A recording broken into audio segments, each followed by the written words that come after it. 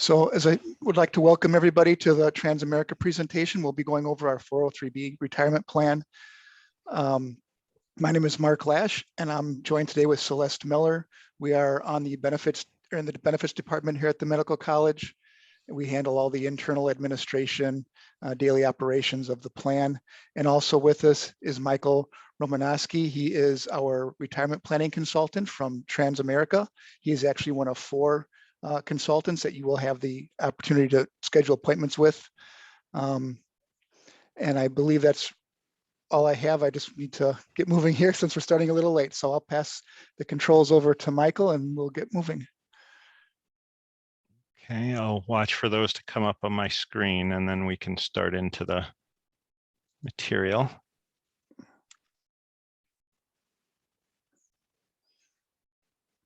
Okay. All right. So my name is Michael Romanowski. I'm a retirement planning consultant with Transamerica, and we're the record keeper on the Medical College of Wisconsin 403B plan. We work with HR to extend the benefits that the college wants to make sure that they provide for you for a solid retirement. We like to denote, even though we're having these meetings around entering into open enrollment times for multiple different kinds of benefits, the 403B is available for you to enroll at any time, but it is top of mind at this point a year for many people. So that's why we're really focusing on these topics. We want to go over some of the terms of the plan with you to make sure that you've got a good understanding in approaching this, this material and this opportunity with this benefit.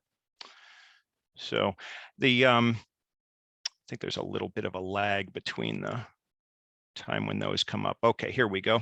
The material that we have that we're going to look at with you is around the 403B, and this allows you, this is a retirement savings plan that allows you to get very well prepared for retirement. Social Security income is a significant foundation of retirement income for people as we're looking to replace our working income with an income stream in retirement. Social Security that we're paying into will be there for us, but as you know, that's not a lot of money, and you really need to supplement that income for a solid retirement, for the lifestyle that you want. And that's why it's very important to understand the 403B, participate in the 403B to the level that makes sense for you. And we're going to go over some of the terms, some of the things to watch out for to make sure that you're contributing the way that is going to best advantage you. Unlike a lot of retirement plans, the MCW plan has three different types of contributions that you need to be aware of. The voluntary employee contribution, you're immediately eligible for that contribution upon hire, and then two other types of mandatory contributions. The mandatory employee contribution, which is basically some of your pay that is going to go into the plan too, and employer contributions, the contributions that MCW makes on your behalf on top of your pay into the plan. Those mandatory contributions don't start until you've had your 2-year anniversary, until you've had 2 full years of service. I should say it's not necessarily just a time constraint. We're going to look at each of those different types of contributions. The first being the voluntary contribution. You might be waiting for the mandatory contributions to start after 2 years of service. You're able to use that voluntary contribution right from the beginning. You can enroll at any point and start to make that election on how much to contribute here. You choose that contribution amount, you make your election on how much you contribute through the voluntary contribution right through Transamerica. You can do that on the web page once you've got a user ID and password established to look at your account. You can do that right there. You can fill out forms that are in the enrollment kits, or you can even call into our customer care area, and we'll express that number for you later in the presentation too. And an agent will be able to take that information from you to start to contribute this way. They're automatic deductions out of your payroll, so it makes it very easy to contribute to the plan and save up toward retirement. You make that election, percentage amount that you'd like to come into the plan from your pay, and we coordinate that through payroll. to make that happen. You make changes to those contribution amounts right through the website, like I had mentioned.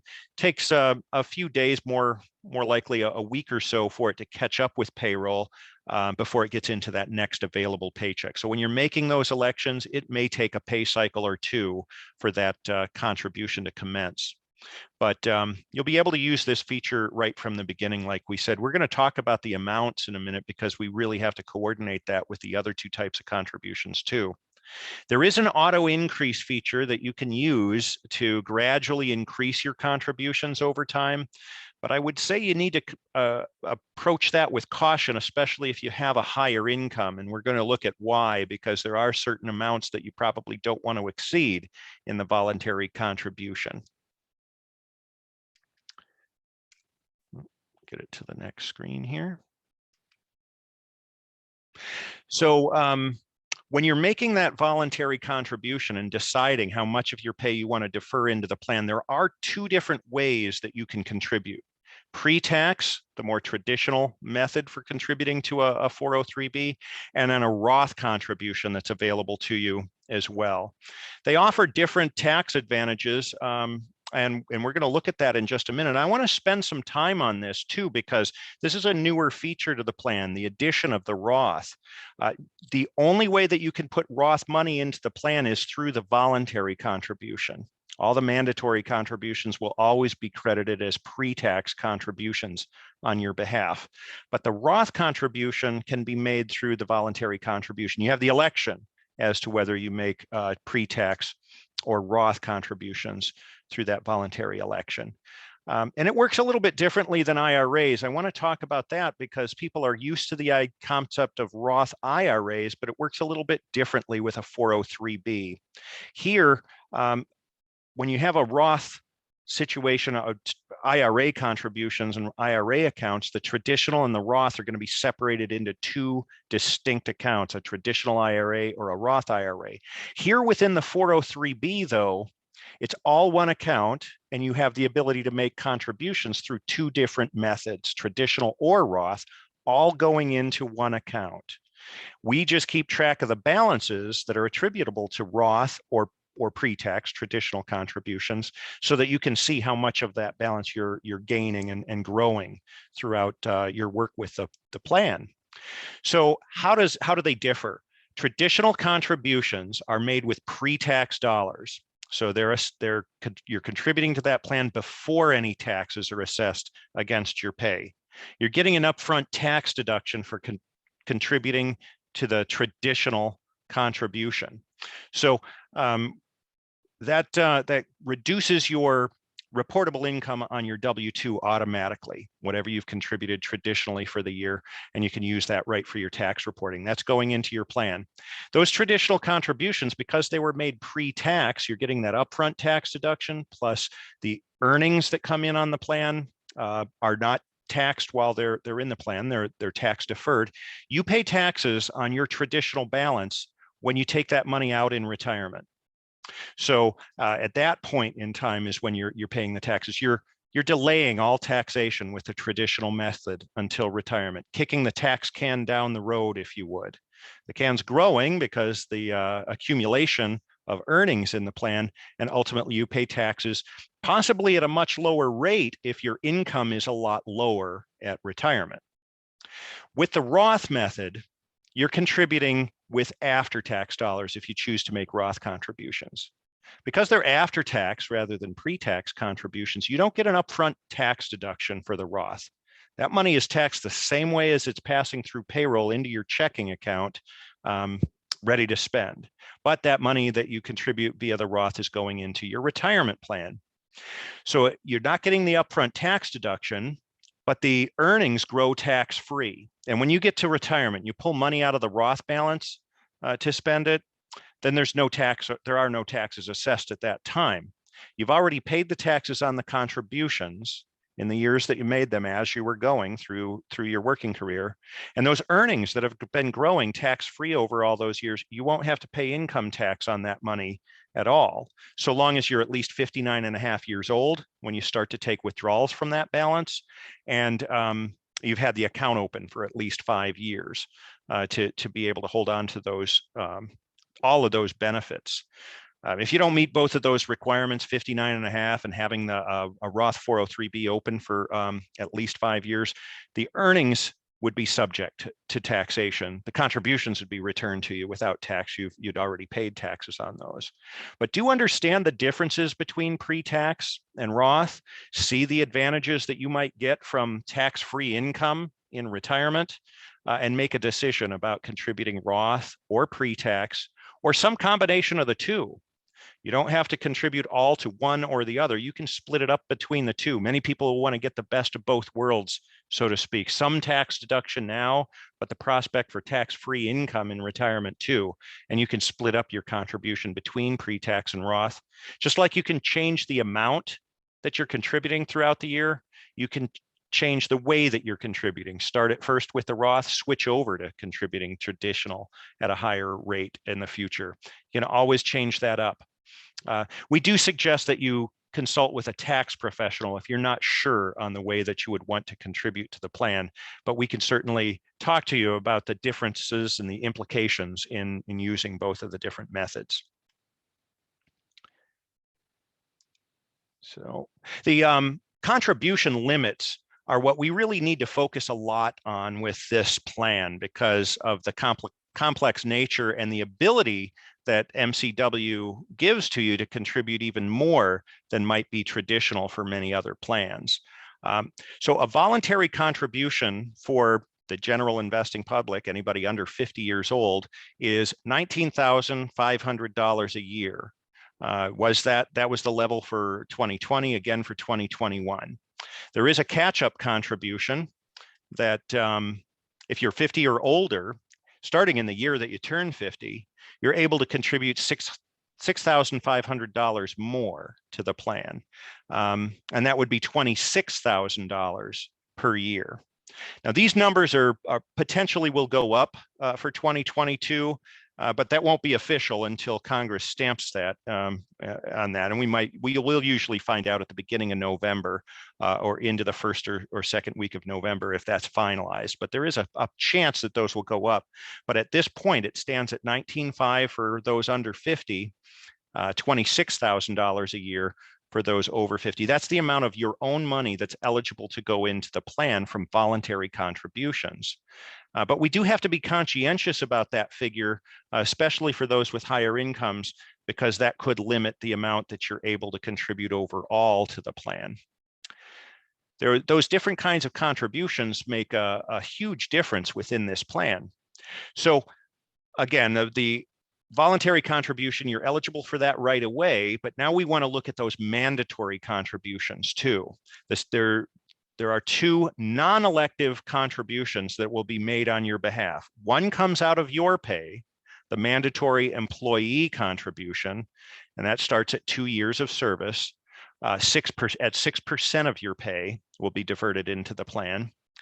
And then the mandatory employer contribution that MCW will put into the account on your behalf, 8%, that also starts at 2 years of service. Those mandatory contributions don't apply directly to that $19,500 or $26,000 limit if you're over 50, but they do apply to the maximum amount overall that can be contributed to the plan. $58,000 a year overall contributions for anyone that's under 50 years old. Those over 50, $64,500. So we'll look at how that applies and how you have to be very conscientious about that voluntary contribution, depending on where your income level is. So we'll go right to the next screen to talk about that.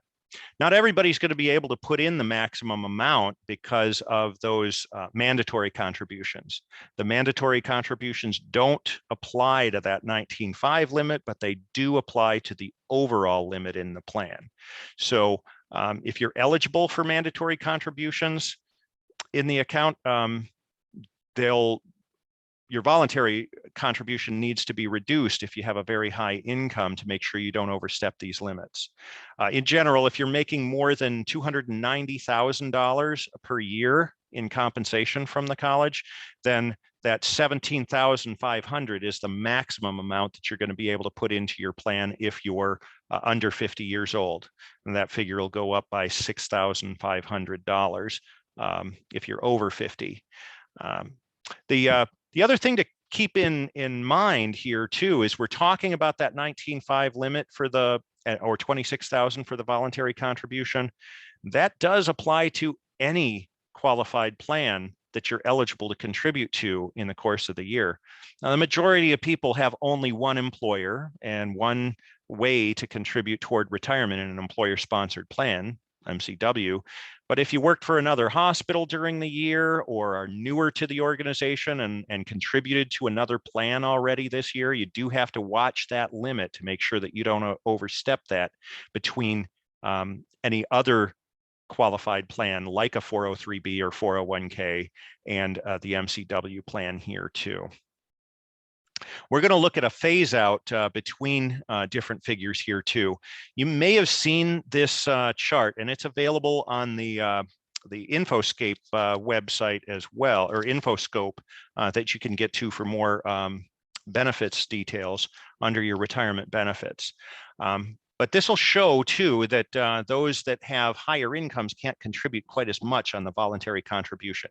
If your pay is below $275,000 a year or under, you'll be eligible to make the maximum voluntary contribution, $19,500 or $26,000 if you're 50 or older.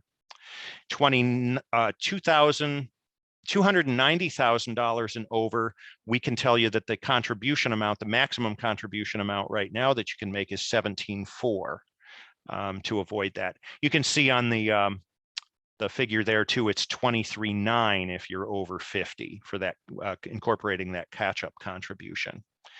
If you're between $275,000 and $290,000 in pay, then there's a sort of a phase-in period, or phase-out period, I should say, for the voluntary contribution. And we can help you with that calculation if your salary is somewhere in between.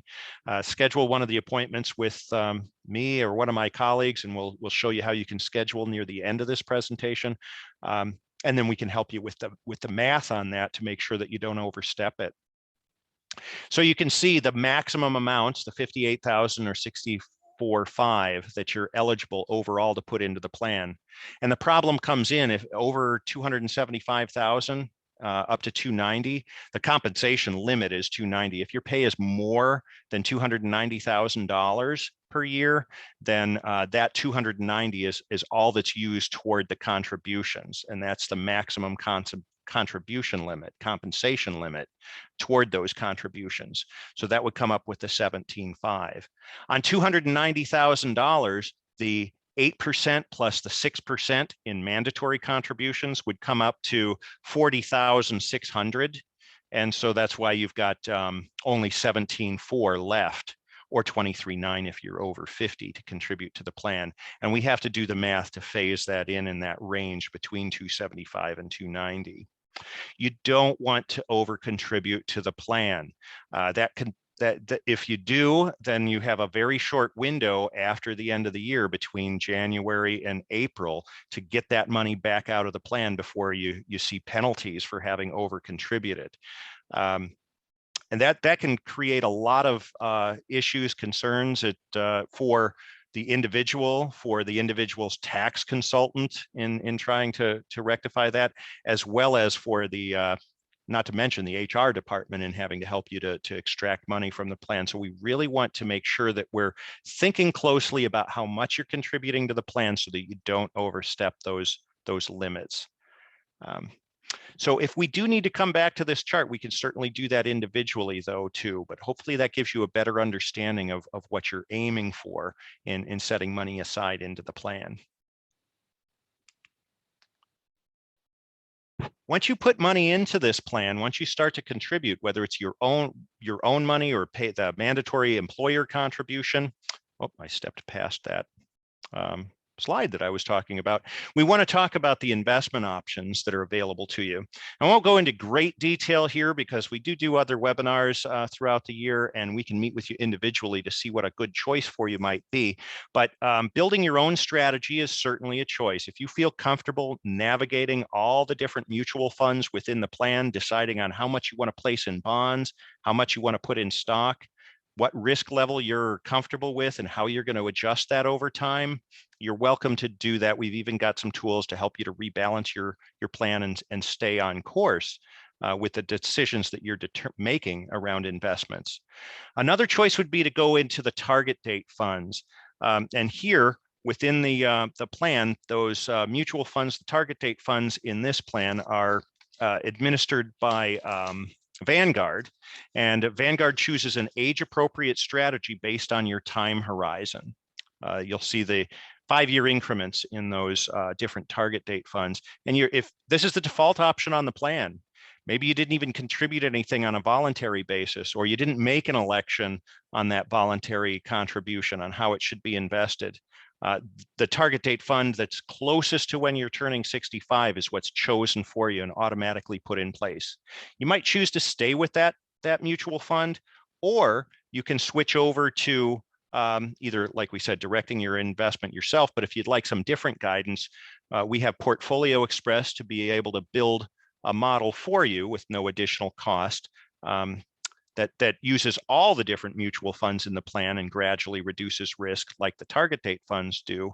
Or you can use the managed advice tool. We can run a proposal to get to create a more customized situation, a more customized portfolio that accommodates your specific goals and is looking at your overall financial picture to put things in place. There is an additional fee, 0.45%, to use the managed advice service for the time that you're invested in that.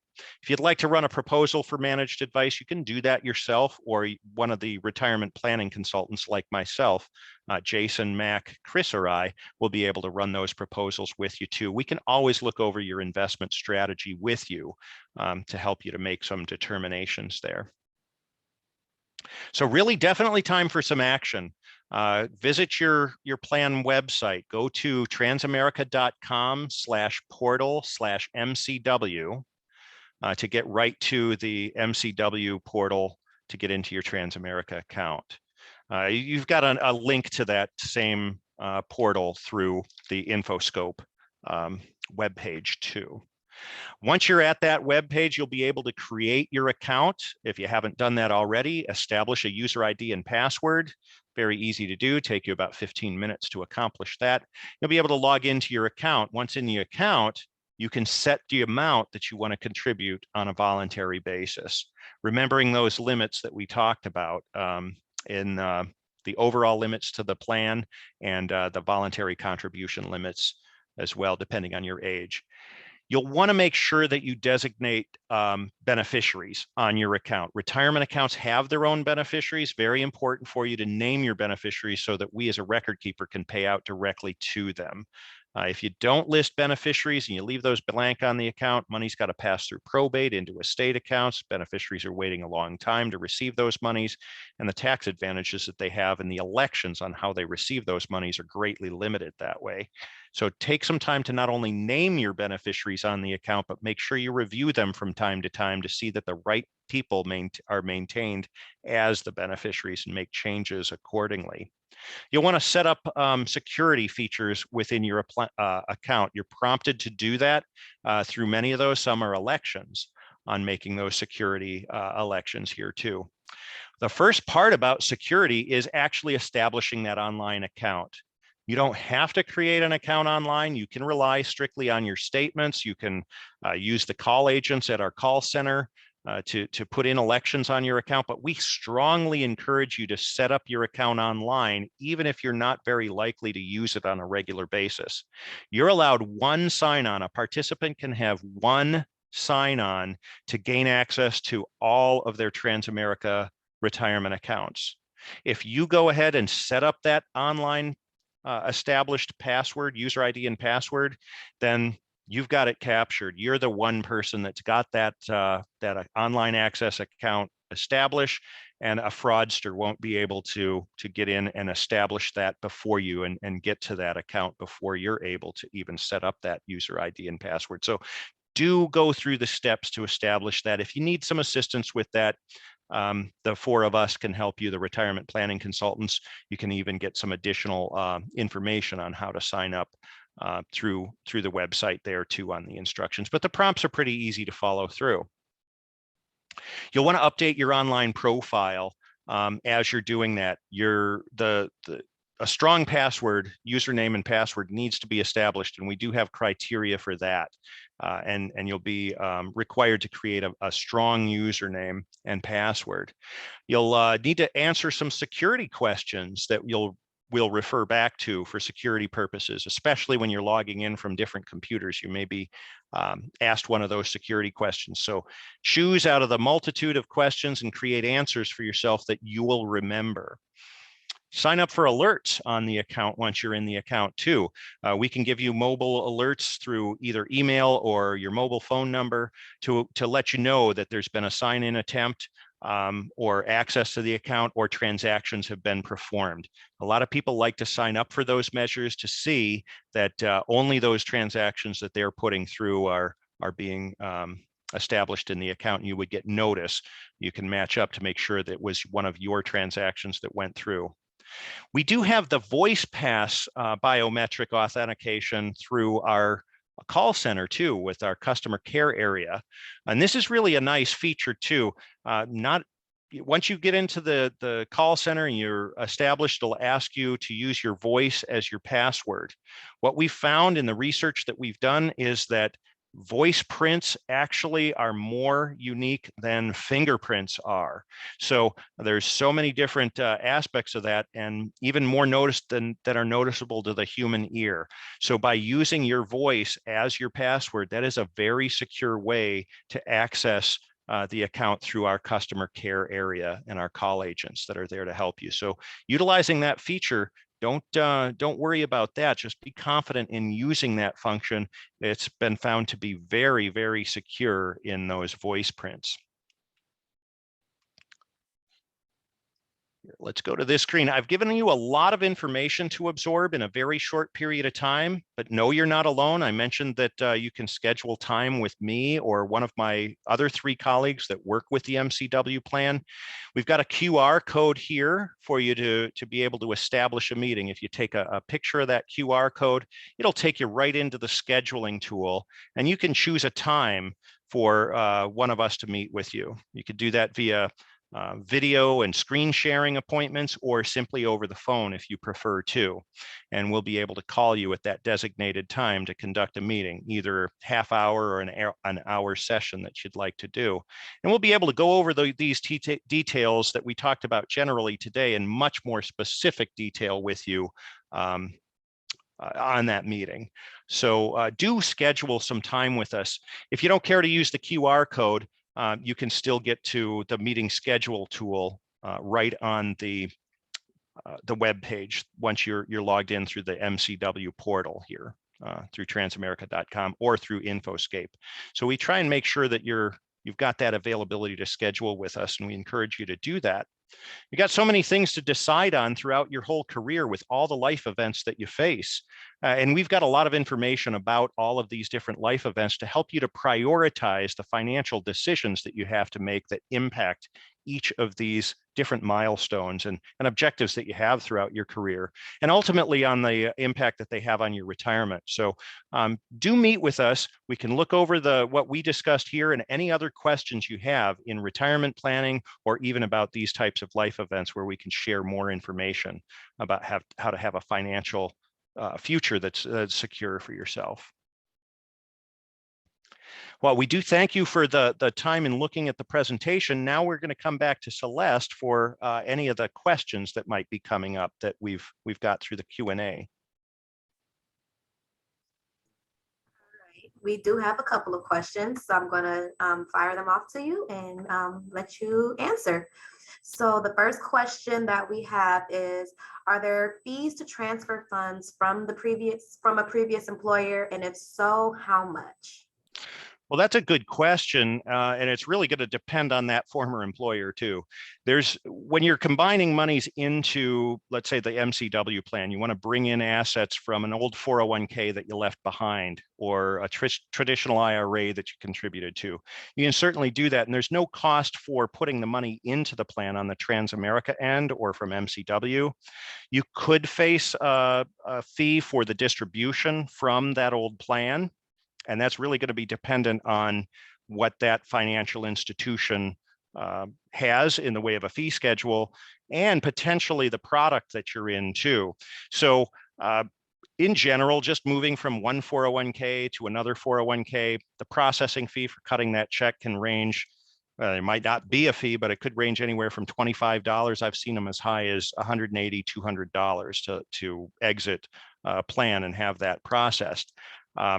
The other thing that you might look at is the products that you're in. If it's an annuity contract of any sort, there could be some potential surrender penalties or back-end loads on the investments.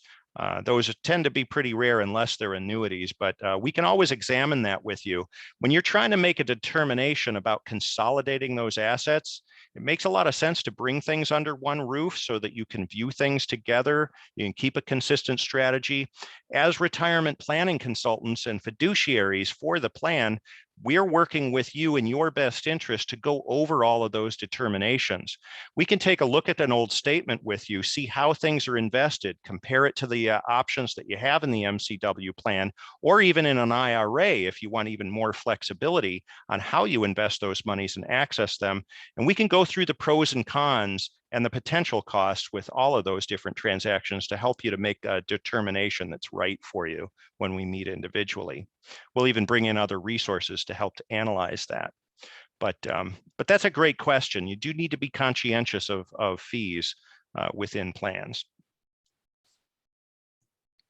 Okay.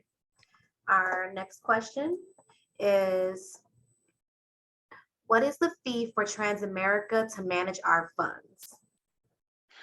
Well, the management of the funds is not actually assessed by Transamerica, but by the underlying mutual funds that you choose. Each of those money managers in the whole lineup of funds that you use will have different fees, an expense ratio. And you can look up what those fees are through the website. Just by clicking on the name of an investment, it'll show you what the underlying expense ratio is for the balance that you might have in that fund.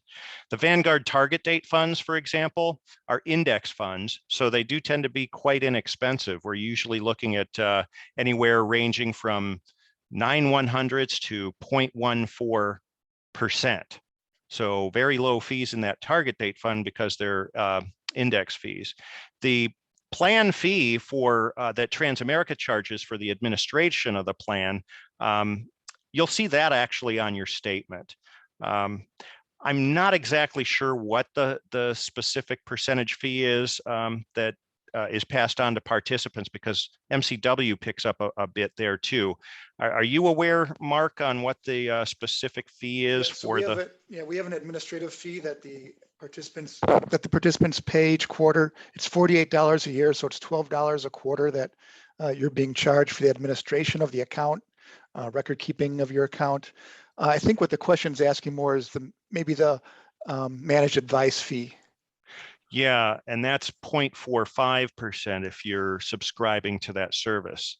That's an elective fee for an elective service, so it can be avoided. If you're not using managed advice to govern your investments, to create a customized portfolio for you, then that fee is not assessed. But if you do choose to use managed advice, which is a great tool to help make progress towards the goals that you have in retirement and invest appropriately going forward for your overall financial picture, then you'll have the administrative fee on the plan that everybody pays that Mark just described, and that's very low, very reasonable.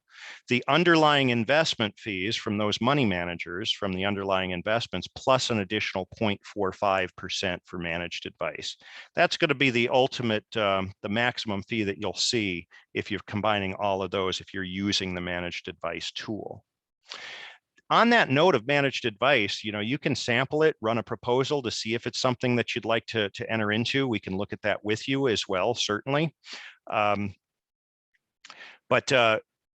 with that tool too, then you can subscribe to it, try it for a while. You can turn that system off, and you're only charged for the managed advice tool. It's prorated down to the day, the fee for how long you're in it. So if you only use it for a month and a half and trying it out, you're only paying a month and a half worth of fees. So that's 0.45% of your overall balance for the managed advice tool per year.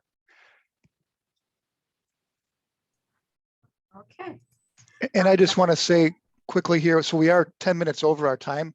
I see participants are still online, so we can continue to answer questions if you want to stay on as long as you're available. If not, if you have a question and you need to, that you've asked and want to get off, send me an email. My email is up under my name and we'll get you an answer. Very good. Okay. The next question is, what is the app to help for do-it-yourself investments? Can you repeat that, Celeste? What is the app that helps with do-it-yourself investments? The app that you would use for help with do-it-yourself investments. Mhm. I'm really not aware of an app that we extend to help you in that regard.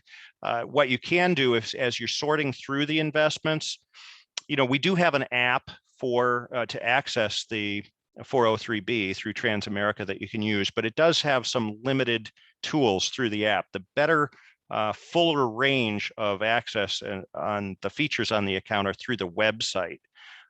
There you'll be able to click on the name of each mutual fund to research what the objective of that fund is, the top 10 holdings, top 5 or top 10 holdings for that particular mutual fund. If it's a blended fund like the target date fund, it'll describe to you how much is invested in bonds, cash, and stock in the portfolio, how it might change over time. You can even get to the individual prospectuses or look up the ticker symbols for each of those mutual funds if you're doing your own research and trying to determine that. But really, all of that information on how to invest is available through the website. I do have some collateral that we can extend to you around meetings too on market volatility and how to manage that. Aspects of creating a diversified portfolio, a few different flyers that we can get to you if you do have a need to look into those areas, and that might be helpful for you.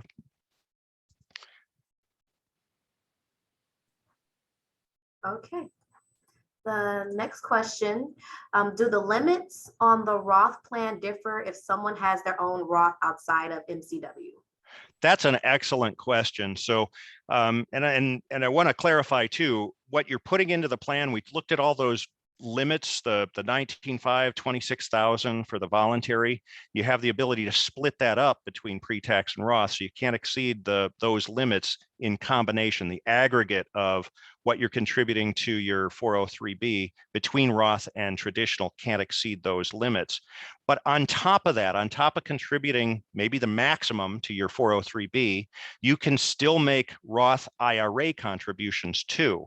Now, those are subject, Roth IRA contributions are subject to income limitations. If you make too much money, you can't directly contribute to a Roth IRA. We can look at some different strategies around that to get some Roth money in place, but those take some more in-depth conversation and examination of your situation. But in general, you're able to contribute to both your 403B and to IRAs.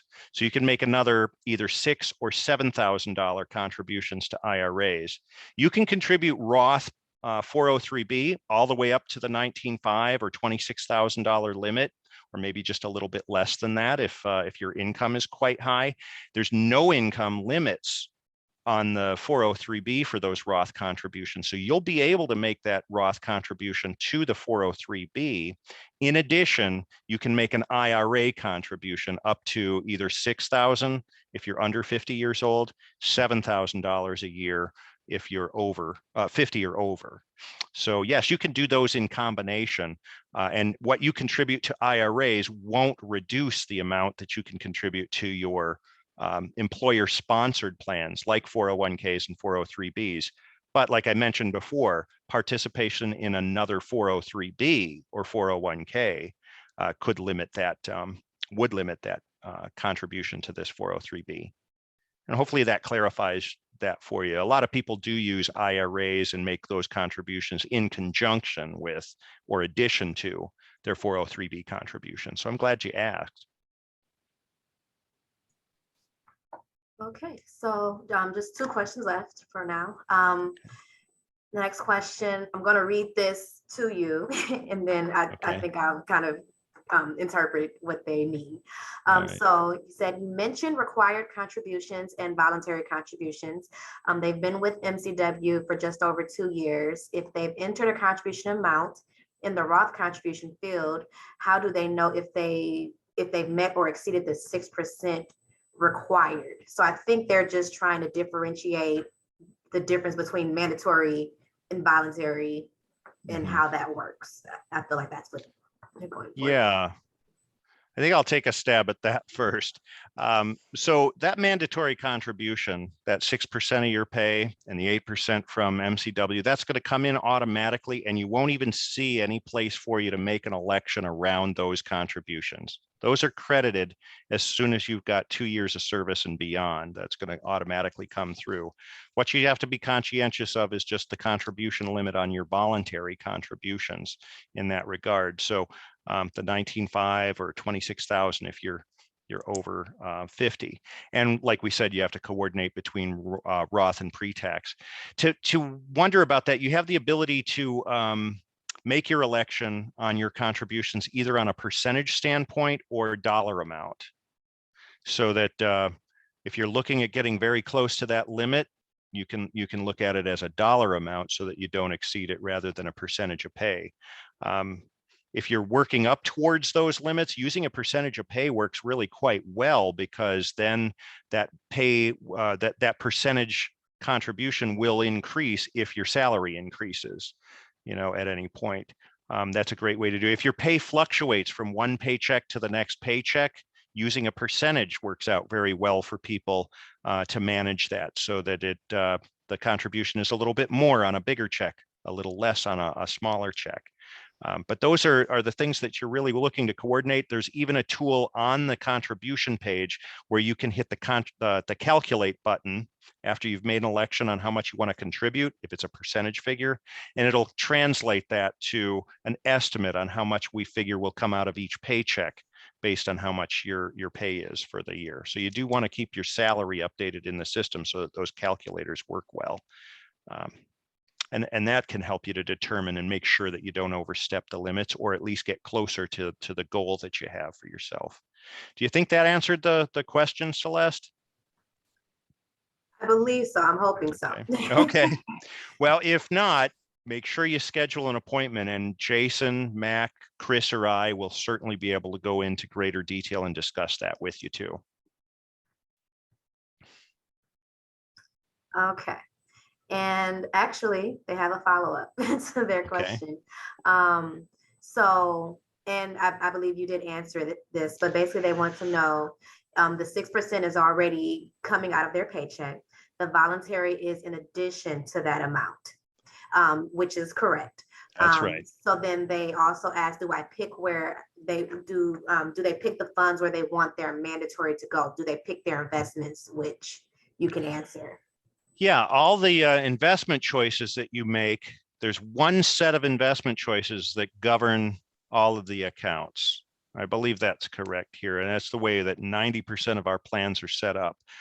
So whatever you choose as your investment elections will govern any contributions that are coming into the account. If you've chosen to use the target date fund, for example, and stay with the target date fund, all of your contributions will be invested that way.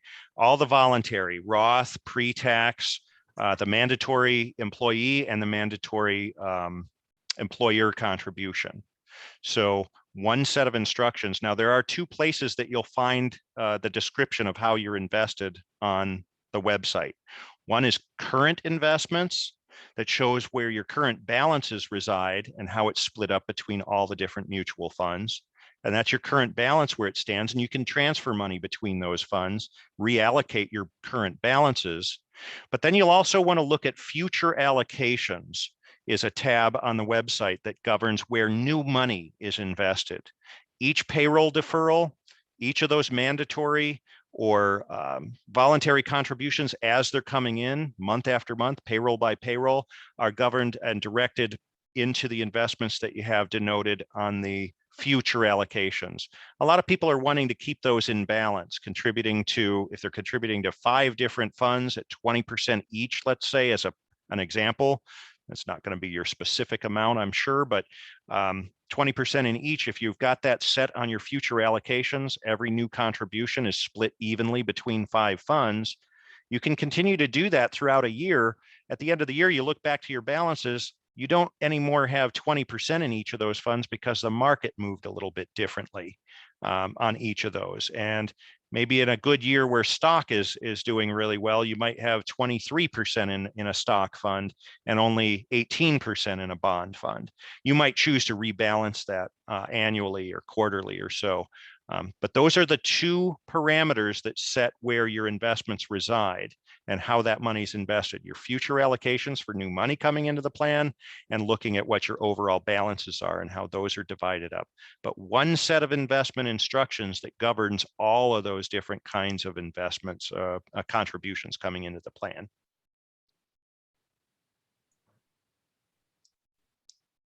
Okay. And then we're kind of running short on time here, so I'll ask this last question, and the other questions that we've received we'll just answer privately. But this last one is, I think it's a short answer.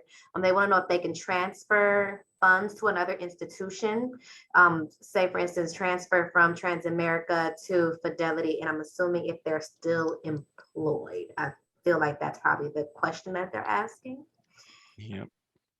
And that really depends on your age for the most part. If you're still employed with MCW, the money that you put into this plan or that was contributed from payroll or from the mandatory contributions for you, that money's got to stay in this plan while you're with the organization until you're at least 59.5 years old, when you're able to start to extract money into the plan to diversify it a little bit more. If you roll over money from another institution, like an old 401k or so, you do have control over moving that money back out of the plan. That didn't come from payroll, your contributions, or the contributions from MCW. So those monies, if you roll it into the plan, you can roll those back out again in the future, even if you're not 59.5 years old. But any of the compensation from MCW has to stay, that you contribute to the plan, has to stay in the plan until you're at least 59.5 years old, when you're eligible to start to look at other options and extract money while you're working here. That being said, if you separate from MCW, you have full access to the entire account balance, your vested balance in the plan. So I think the question really was, like you said, Celeste, if you maintain your employment with MCW. Okay. I think that's all that we have time for today. If there's any other questions, we will answer them for you. Like Mark said, or you can send an email to Mark. His email is right here at the bottom of his name, MLAASCH@mcw.edu. And that is all we have for today. Thank you, Michael, for joining us. We appreciate it. And you all have a great day. Great. I'll look forward to meeting with many of you in the future on individual appointments. Thank you. Thanks. Thank you, Michael. Thank you. Bye-bye. Thank you, Thanks, everybody, for Mark. joining. Bye.